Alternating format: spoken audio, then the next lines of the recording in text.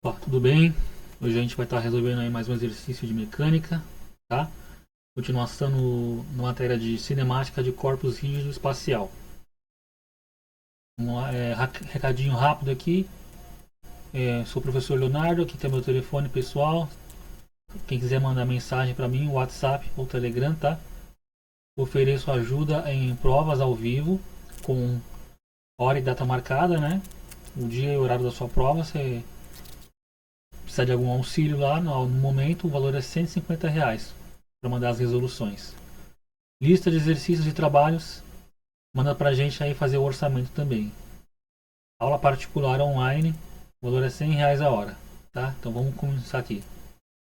10º exercício aqui. A direção de rotação do motor elétrico do problema resolvido 7/1 é invertida, mas todas as outras condições permanecem inalteradas. Determinar a expressão para a velocidade angular total do rotor e do disco. A gente vai fazer, além disso, também a aceleração, tá? Expulsar também os cones de corpo e espacial, identificar o tipo de precessão. Então, rapidamente relembrando aqui é o exercício 7/1, tá? A gente tinha esse motor, um rotor conectado aqui, e ele girava nesse sentido dessa flecha. E ao mesmo tempo que a base girava nesse sentido dessa outra flecha. Então aqui a gente tinha um movimento de spin, movimento próprio do rotor, tá? Enquanto eu executava um movimento de precessão em torno desse eixo vertical. E esse exercício aqui, ele tinha um tipo de precessão conhecida como progressiva, né? E aqui está os cones de corpo e de espaço, né? Do exercício 7/1, onde a gente percebe o seguinte, ó.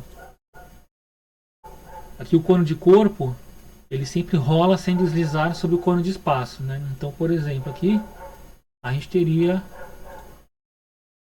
esse cone aqui executando um giro nesse sentido aqui, ok? Ele giraria nesse sentido, e à medida que ele giraria, esse ponto de essa reta de contato entre os cones iria se deslocar assim,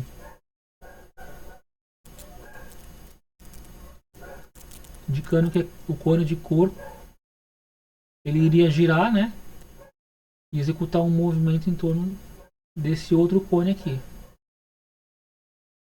tá? Esse aqui é o exercício 7/1.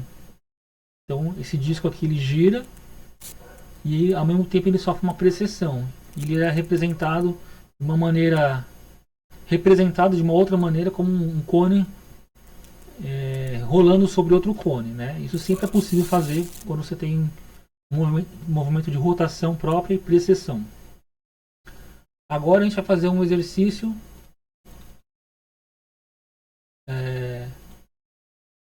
7/10, né? É muito parecido com a condição de que agora essa rotação aqui ela vai ser invertida. Então, na verdade, essa rotação aqui, vamos corrigir ela, né? Ela vai atuar nesse sentido aqui.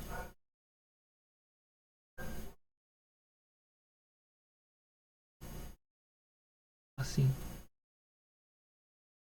Esse é o sentido do giro desse disco. Então, relembrando aqui os conceitos rapidamente, né? A gente tem aqui um eixo, né? Fixo no corpo, ó. Vou chamar de eixo Z, tá? Ele está fixo no corpo. Eu tenho aqui um outro eixo fixo no corpo também, ó.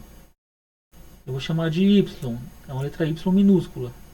Então o eixo Y aqui e aqui meu eixo Z. E aqui eu tenho um outro eixo também fixo no corpo, ó.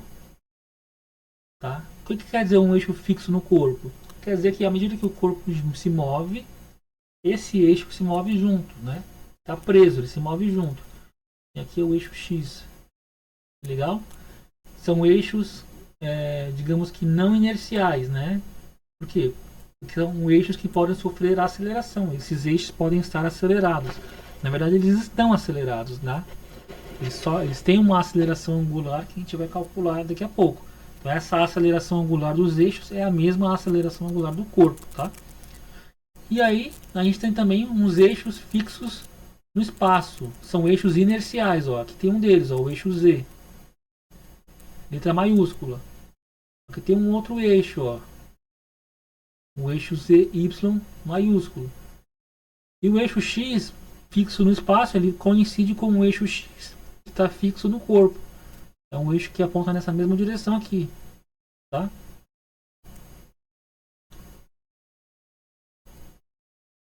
É óbvio que eles coincidem para essa foto aqui.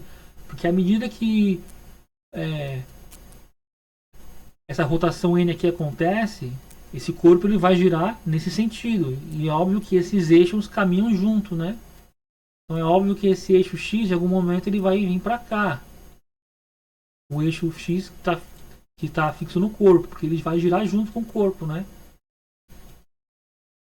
Então a gente vai trabalhar com esse sistema de coordenadas. Por que, que a gente trabalha com eixos fixos no corpo, né? Porque mais para frente, quando a gente estudar a parte dinâmica, a gente vai ver que existe uma grandeza chamada o tensor de inércia, e esse tensor de inércia ele é constante para os eixos que estão fixos no corpo, né?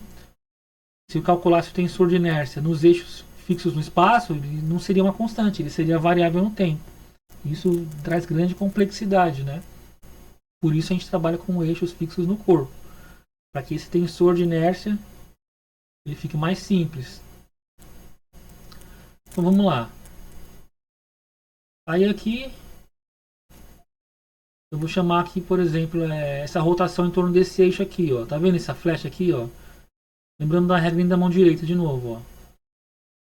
Imaginando que isso aqui é a minha palma da minha mão direita e meus 4 dedos vão apontar como se fosse essa flecha aqui, ó.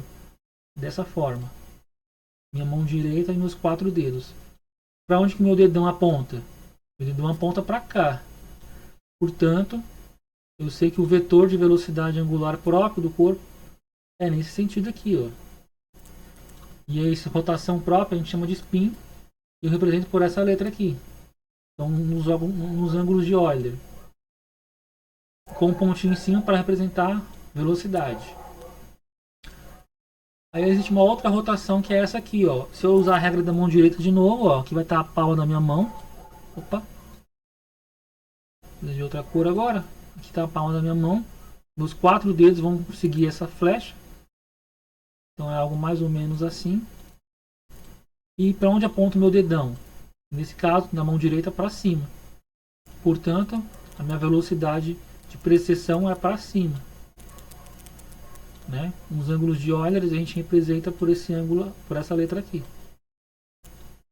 E com um ponto em cima a derivada temporal. Então tem a velocidade angular.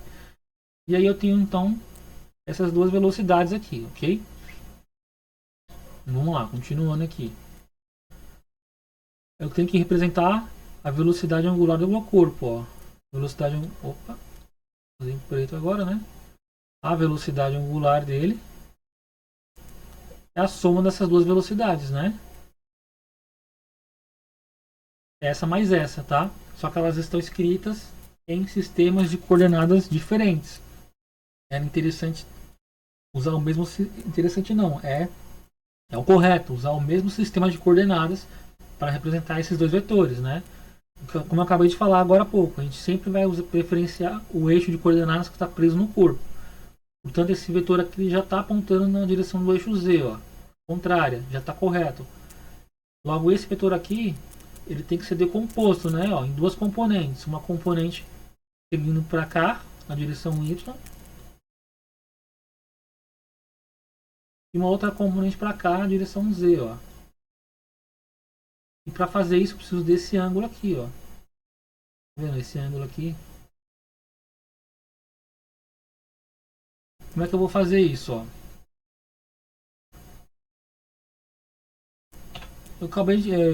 Eu expliquei um pouquinho sobre as matrizes de rotação, né?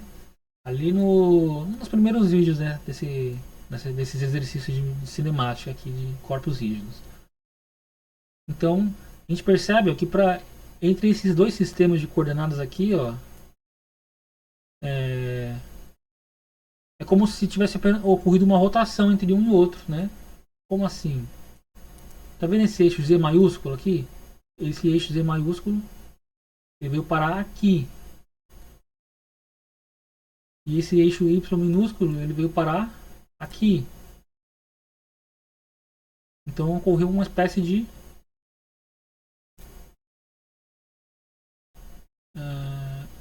rotação aqui. Agora que eu percebi, na verdade, tem esse eixo Z aqui, esse eixo X aqui, ele não está 100% correto, né? Eu acabei percebendo aqui que esse eixo X aqui, em azul, ele não está 100% correto, tá? O certo é ele apontando para o outro lado ali, ó. Aqui, tá vendo? Ó? Ele está até desenhado aqui já, ó. Essa é a direção correta do eixo X. Pra cá. Já estava desenhado, eu não tinha percebido, tá? Então o que eu vou fazer aqui? Então, para simplificar pra gente, vamos usar uma trigonometria simples aqui, ó. Se a gente perceber aqui, ó, a gente tem um ângulo de 90 graus entre esse eixo Z maiúsculo e o eixo Y minúsculo. Correto? É um ângulo de 90 graus. E aqui eu tenho esse ângulo gama. Logo aqui é o complementar do ângulo gama, ó, é 90 menos esse ângulo gama. Então aqui eu tenho um ângulo 90 graus menos o ângulo gama. Ok. É o mesmo ângulo que aparece aqui, ó. Tá vendo? 90 graus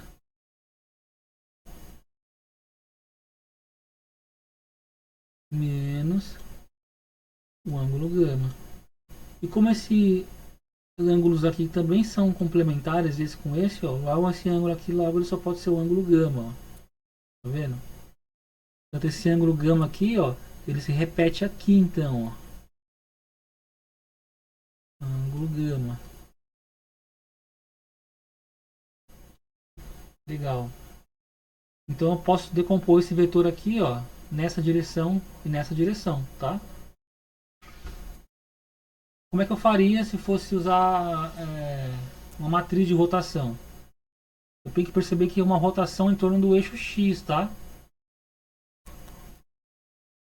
Se eu pegar aqui, por exemplo, ó, eixo X, tá vendo? Ó?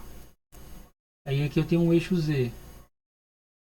Esse eixo Z, se eu girar para cá, ele corresponde a essa posição, tá vendo? Ó?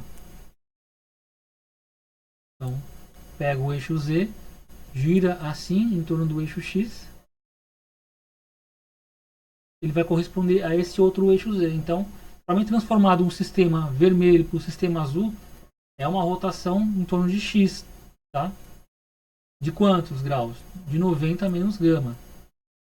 Então, eu poderia escrever uma matriz de rotação para essa condição, ó. Em torno do eixo X, né? Eu teria o seguinte, ó. Uma rotação gama. Na verdade não é gama, né?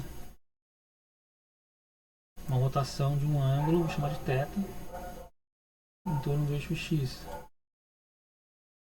Uma matriz de rotação escrita assim, ó.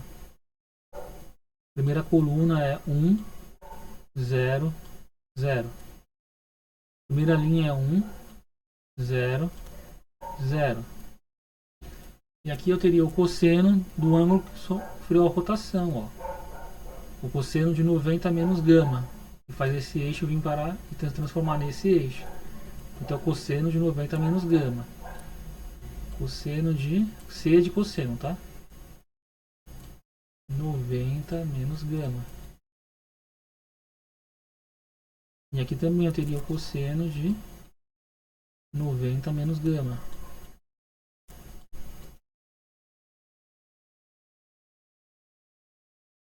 Aqui eu teria o seno de 90 menos gama.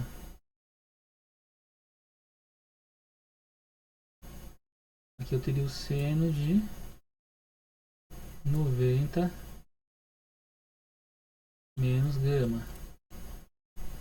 E aqui eu tenho um sinal negativo. Okay? Essa é a matriz que vai representar a rotação em torno desse eixo X aqui, tá? Eu tenho que lembrar agora um pouquinho de trigonometria, né? Como assim?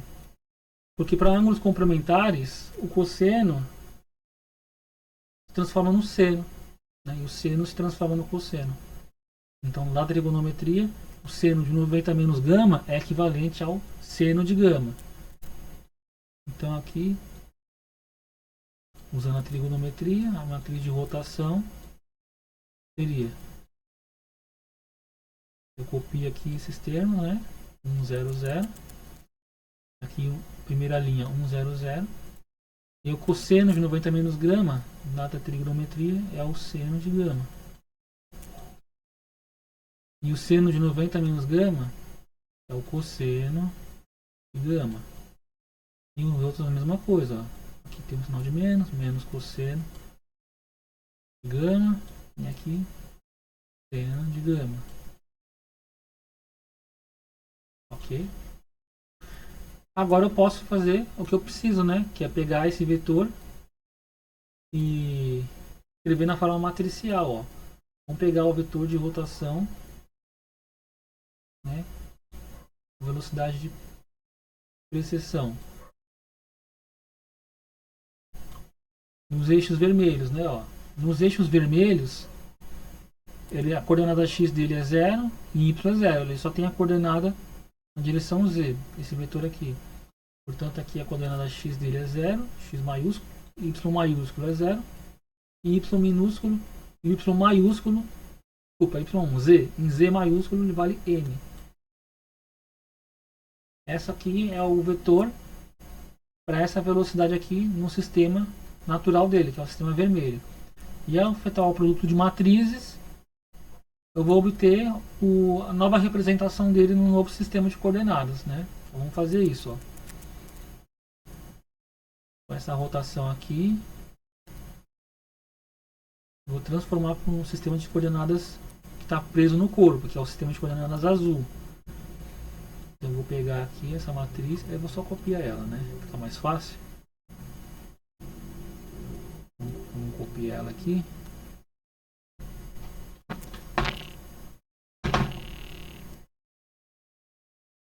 Eu vou pegar esse vetor aqui também.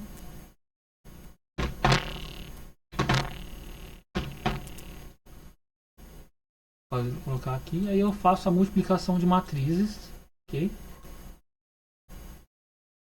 Para obter esse vetor aqui no sistema de coordenadas que eu quero.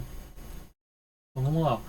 Primeira linha multiplicada por essa coluna, indexando cada elemento com seu par lado a lado, multiplicando todos eles e somando. Ó. 1 vezes 0, 0. 0 vezes 0, 0. 0 vezes n, 0. Então 0 mais 0 mais 0 dá 0. Agora 0 vezes 0, 0. Seno vezes 0, 0. Cosseno vezes n dá n vezes cosseno. Então n vezes o cosseno de gama. E aqui eu tenho 0 vezes 0, 0. Cosseno vezes 0, 0. Seno vezes n dá n vezes seno de gama. N vezes seno de gama. É assim que a gente faz, usando uma forma matricial. É claro que nesse exemplo aqui, ele tinha uma certa simplicidade. Dava para ter descoberto isso de forma mais simples, com um desenho, né? Por exemplo, aqui, ó. Usando esse ângulo aqui de referência, ó. Essa componente aqui é uma componente que está adjacente ao ângulo, ó. Então ela está relacionada com cosseno, ó. Essa componente aqui, ela é gama vezes... Desculpa. Ela é o n, né? Ou psi ponto. Acabei meio que não falando, né? Mas esse n aqui é a mesma coisa que o psi ponto, tá? Então aqui eu tenho psi ponto vezes o cosseno. Cosseno de gama. E aqui eu tenho equivalente a essa componente aqui, ó. Essa aqui. Portanto, ela é psi ponto vezes o seno de gama. E a gente vê que é a mesma coisa que está aqui, ó. Psi ponto vezes o cosseno, que é essa aqui, a coordenada em y aqui, ó, tá vendo? A coordenada em y é a mesma que está aqui, psi ponto cosseno, e a mesma que está aqui, psi ponto cosseno. E essa componente aqui, ó, é que está em z, essa componente aqui, ó, psi ponto seno, que é essa componente aqui, psi ponto seno, ok? Para ficar melhor, né, para não ter confusão, eu vou usar esse ponto aqui também.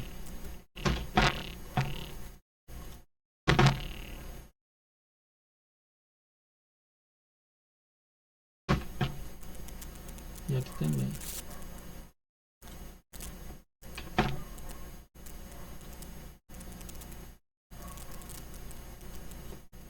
Aí fica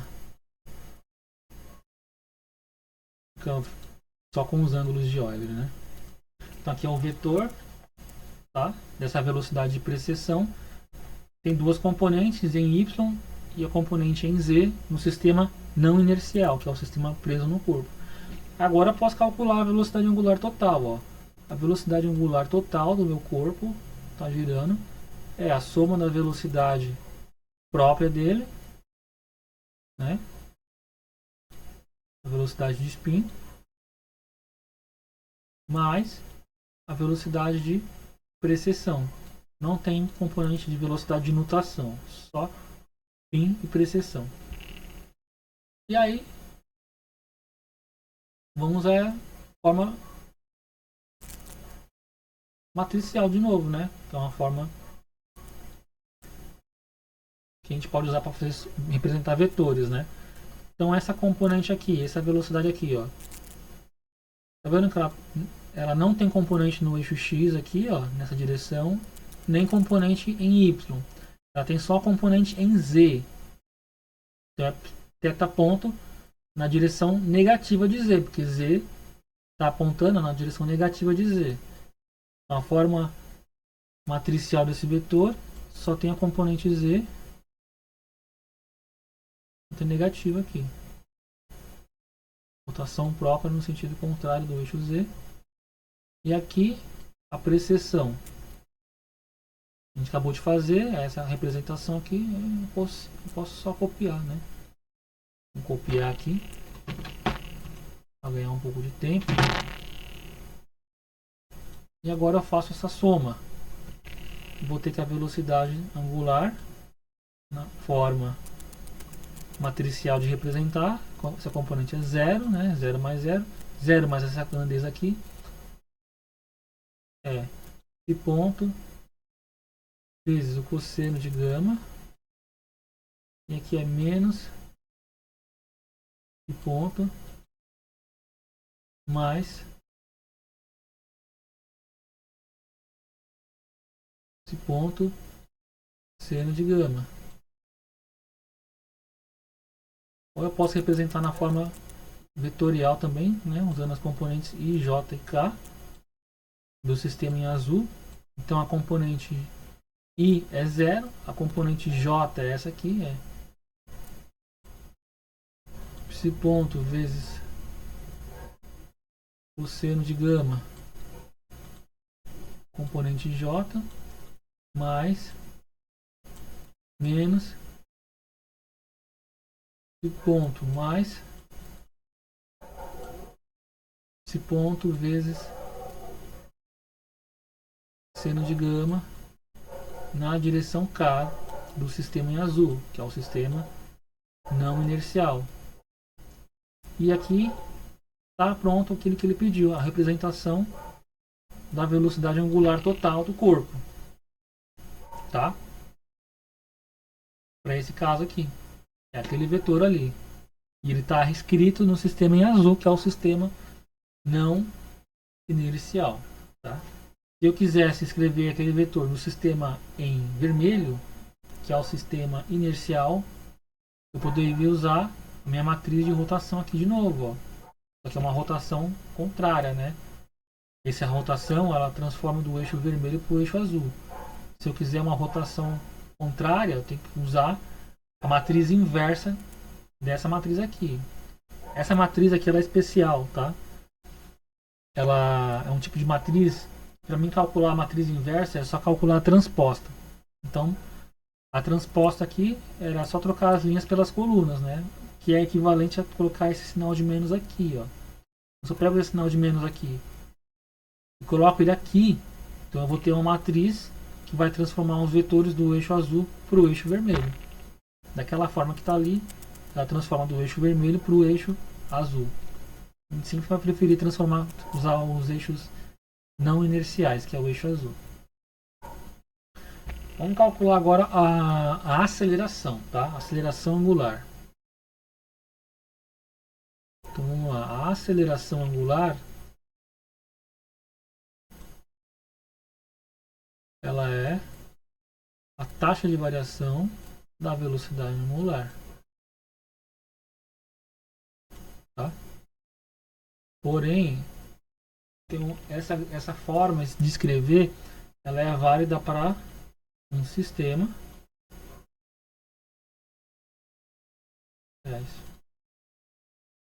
para um sistema inercial.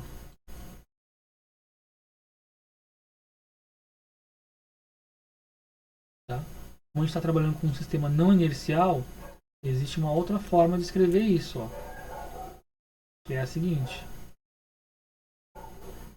Tem duas componentes aqui, ó. É a taxa de variação, tá? Dessa grandeza aqui no meu sistema, mais uma outra taxa de variação, que é como se fosse uma derivada que computa, que considera a mudança de direção daquilo que está sendo variado, daquilo que está sendo derivado, tá?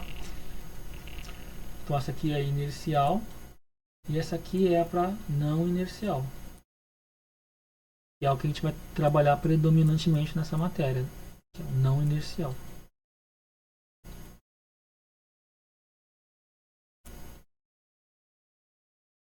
Não inercial.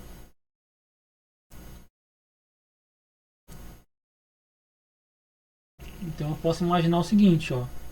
Eu quero calcular essa grandeza no sistema de coordenadas que está em azul. Imagina um observador, né? Que está no sistema em azul. Ele está preso junto com o corpo, ele gira junto. Então ele acompanha esse movimento, tá? Ele acompanha esse vetor girando junto, tá? Então ele pode enxergar esse vetor mudando de tamanho, de comprimento. Como que isso seria possível? Acelerando aqui, ó. Se eu acelerar essa componente aqui, ó, fazendo girar mais rápido esse prato, ou acelerando o motorzinho aqui, ó, fazendo esse prato girar mais rápido. Ao fazer essa aceleração ou essa, eu consigo fazer esses vetores mudar de tamanho, mudar de comprimento, tá? Essa mudança de tamanho, de comprimento, vista no sistema em azul, que é o não inercial, ela representa essa derivada aqui, essa primeira parcela, tá? Essa segunda parcela é como se fosse uma derivada da direção, tá? Pensa comigo uma coisa, ó. À medida que o corpo gira, né, esses eixos em azul vão girar junto. E esse vetor vai ter que girar junto, né? Porque esse vetor ele aponta para o Z, que está colado no corpo. Então, se o corpo gira, o eixo Z que está colado gira junto. E esse vetor vai ter que girar junto, porque ele está sempre apontando em Z. Então, vai ter um momento que esse corpo vai estar ao contrário, por exemplo. Ele vai estar com esse prato, digamos que ele veio parar aqui, ele deu uma volta até aqui, ó. Aquele vetor ali, ó, ele vai ter que aparecer aqui, ó. Entendeu? Ele vai girando junto, ó. O que faz esse vetor girar, né? O que faz esse vetor girar é o que faz os eixos girar, né, ó. O que faz esses eixos girar? Ou o que faz esse corpo girar, né? Mudar essa direção aqui, ó. Então, qual é a velocidade que faz os eixos girarem? É isso que representa essa grandeza aqui, ó. Essa rotação aqui são as rotações dos eixos que estão presos no corpo, tá? Então, eu preciso descobrir qual é a velocidade que faz o sistema girar, os eixos girarem. Que é sempre uma velocidade de nutação, de precessão, né? Então aqui, ó, essa aqui vai representar a componente de precessão mais a componente de nutação. Okay? É isso que representa essa grandeza aqui. Nesse problema aqui que a gente está fazendo, não existe a componente de nutação. Ela só vai existir a componente de precessão. Portanto, qual é o vetor que representa a velocidade de precessão? Ou a velocidade que faz os eixos girarem, os eixos azuis. É exatamente essa grandeza aqui, ó. Para esse exemplo, né? É esse vetor aqui. Ele estava escrito num sistema de coordenadas e aqui ele está escrito no outro sistema de coordenadas. A gente vai trabalhar com um sistema não inercial. Então é essa representação que eu preciso, ó. É a componente I. Não, aqui é o I é zero. É essa componente J e essa componente K, ó. Portanto, isso aqui é... Bom, vou escrever... Opa! Bom, apertei o botão errado aqui para salvar. Vou dar uma canceladinha aqui, rapidinho. Opa, travadinho aqui, vamos esperar um pouquinho agora.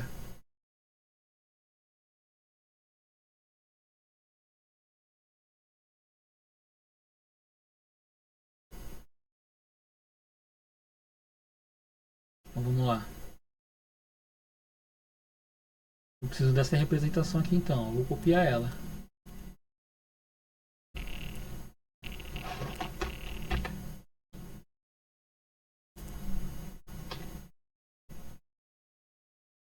Bom, essa é a velocidade dos eixos, ó. É apenas um movimento de precessão. Então vamos lá. Eu posso representar ele assim também, ó.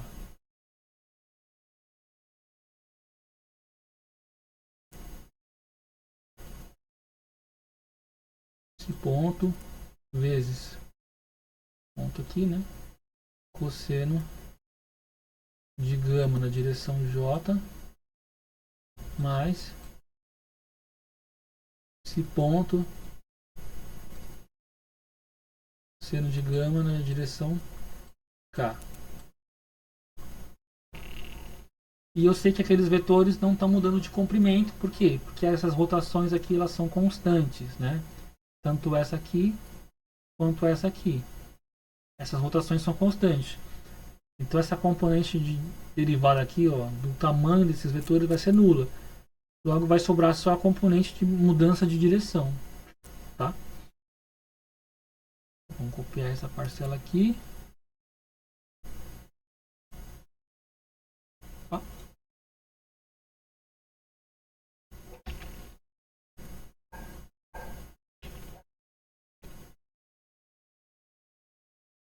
Apagar essa parte aqui que não vou usar.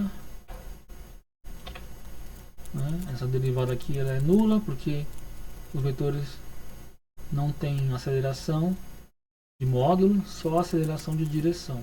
Eu tenho que fazer o produto vetorial daqueles dois vetores, né? Desse vetor e desse. Uma forma de fazer esse produto vetorial é usando a forma de produto de determinante de matrizes, né? Eu posso pegar aqui uma componente I, componente J, componente K, a primeira linha da minha matriz.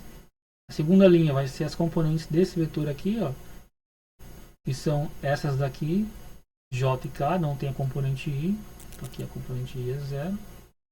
A componente J é psi ponto cosseno, então aqui eu vou ter psi ponto cosseno de gama, vou deixar só a letrinha C por enquanto. E aqui eu tenho psi ponto seno de gama. Agora esse vetor aqui, ó, componentes dele estão aqui, ó. psi ponto não tem a componente i, né? A psi componente j é psi ponto cosseno, a componente de k é psi ponto seno menos φ ponto. Então é muito parecido, só que tem esse menos φ ponto aqui, ó. Aqui é um zero, aqui eu tenho psi ponto cosseno, aqui eu tenho um menos φ ponto mais psi ponto cosseno, não, seno, né? Seno de gama. E eu tenho que fazer o determinante desta matriz aqui. Então vamos lá. Vai dar um vetor, né? A componente i, ó, nessa diagonal aqui, ó. Esse ponto cosseno vezes isso aqui, ó. Então eu vou ter esse ponto cosseno vezes isso aqui vezes esse vai dar menos, né? O menos esse ponto φ ponto cosseno de gama. Só que eu também tenho que multiplicar por esse termo aqui, ó. Mais psi ponto com psi ponto é psi ponto ao quadrado. Então eu vou ter psi ponto ao quadrado cosseno de gama seno de gama. Agora a componente j aqui, a primeira, ó, essa vezes essa, que multiplica por zero. Então seria um zero aqui, vou deixar em branco por enquanto. Primeira componente k, ó, seria essa vezes k, só que ele multiplica por zero. A primeira componente k aqui é zero. Agora a segunda componente k, ó, é menos esse produto aqui, ó. Isso vezes zero, que dá zero. Portanto, eu já sei que a componente k é zero. Agora a segunda componente j, ó, é menos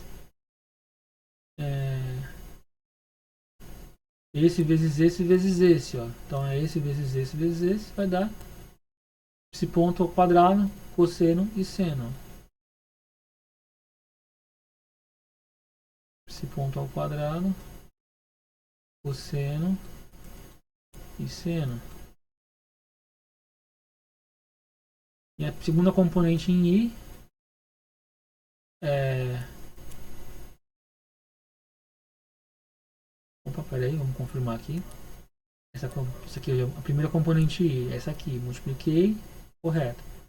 A segunda componente em... Primeira componente em j, esse vezes esse, tá... Ah, tá. Acabei cometendo uma bobeira aqui. Vamos corrigir isso aqui então, ó. A segunda componente em j, a primeira componente em j, ó, é esse vezes esse, até escrever aqui. Primeira componente em i é essa, já está feita. Primeira componente em j é isso aqui, ó. Passa por zero, que dá zero. Primeira componente em k é isso aqui. E passa por zero, que dá zero. Agora a segunda componente em k é menos isso aqui. Ele passa por zero, é zero. Agora a segunda componente em j é isso aqui. Ele passa por um zero, então é zero. E a segunda componente em i é isso aqui, ó. Opa. É isso aqui, é menos isso aqui, tá vendo? Então é psi ponto cosseno, psi ponto seno. Com sinal trocado, é negativo. Então a gente já sabe que a componente y é zero. E a segunda componente aqui, em i, é menos esse vezes i. Então é menos esse ponto ao quadrado, cosseno de gama, seno de gama. Na forma matricial, matriz coluna, né? Aqui pode assim, cortar, dá para ver que eles são termos iguais, né? Ó. Logo a velocidade, a aceleração angular é apenas essa quantidade aqui na componente i, ó, menos esse ponto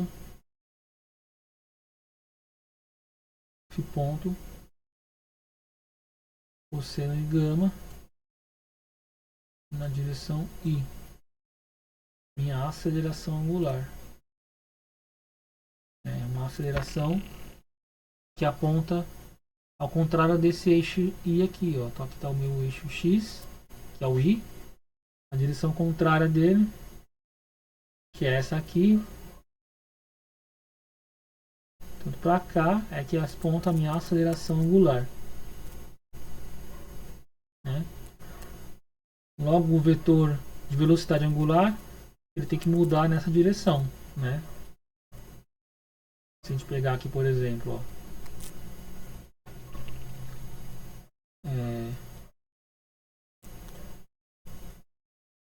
um vetor aqui de velocidade angular, tá vendo? Velocidade angular ômega. E ela tem que mudar nessa direção aqui, ó, na direção de alfa. Quer dizer que essa aceleração ômega ela vai vir para cá. E quando ela vem para cá, a minha aceleração alfa ela tá para cá. Então essa aceleração faz o vetor ômega mudar de direção. E esse ômega vem para cá. Mesma coisa, aí aqui o alfa faz o ômega mudar de direção. É uma derivada que faz mudar a direção da velocidade angular. Ok? Essa é a representação aqui. Agora eu preciso descrever os cones de corpo e de espaço, certo? Para isso eu preciso dessa quantidade aqui e dessa quantidade aqui, ó. Vamos redesenhar elas ali. Aqui eu tenho esse vetor, velocidade própria, que é o spin. Aqui eu tenho precessão e a velocidade angular resultante, a soma deles. É esse vetor aqui, ó. Para esse instante. E aí eu sei que essa direção aqui ela vai ser a base para ser a diretriz da construção dos cones, certo? Então vamos lá. E aqui é um eixo, é uma direção de simetria, ó. Essa aqui é uma direção de simetria nos cones, né? O cone de espaço. E aqui eu tenho a direção de simetria para construir meu cone de corpo, ó.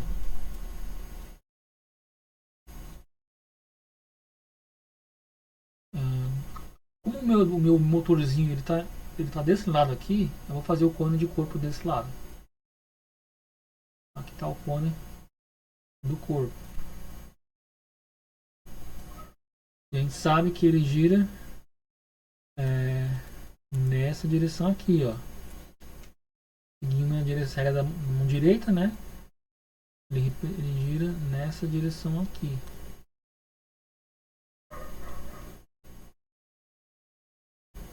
Isso mesmo? Vamos relembrar aqui. É isso mesmo, ó. Essa flechinha aqui, ó. Certinho. Então esse cone está girando assim. Só que à medida que ele gira assim, ele tá colado em contato com o cone espacial, que é o cone fixo. Ele rola. Então tem um cone rolando sobre outro cone. E à medida que ele rola, ele tem que descrever um giro aqui, ó, nesse sentido. Então esse cone, eu vou representar ele assim, ó, o cone espacial. Essa aqui é a reta de tangência deles.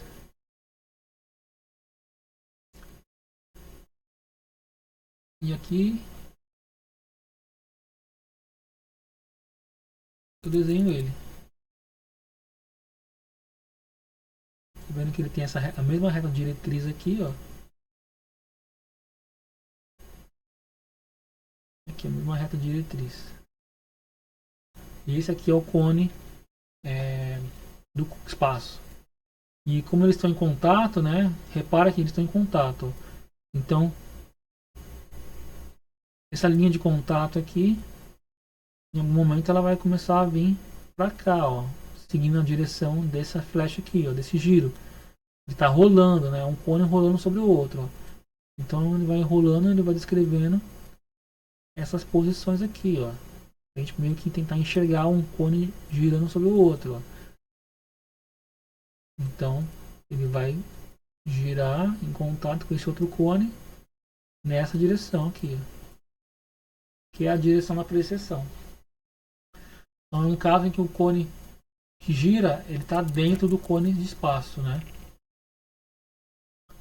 Então, esse aqui, lembrando, esse aqui é o cone do corpo.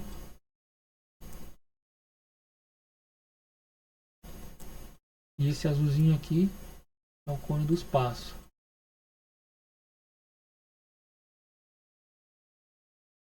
Cone de espaço. E essa é a representação em cone de espaço e cone de corpo. E esse tipo de precessão é onde a gente tem um cone de corpo dentro do cone de espaço. É uma precessão retrógrada, tá? Quando esse cone de corpo aqui ele fica por fora do cone de espaço, é uma precessão progressiva ou positiva, que é como está aqui no desenho aqui, ó, cone de corpo aqui fora do cone de espaço, que é no caso do exercício 7.1. Então é isso, finalizando aqui mais esse exercício, espero que tenham aproveitado, que tenham entendido aí, tá? Vou ficando por aqui, novamente, quer alguma ajuda aí nas suas provas ou nos seus trabalhos e listas aí, manda para mim aí, eu te passo o orçamento, tá? E manda com antecedência, né? A gente trabalha com todas as matérias de exatas, tá? Dos cursos de engenharia aí. Obrigado e até mais.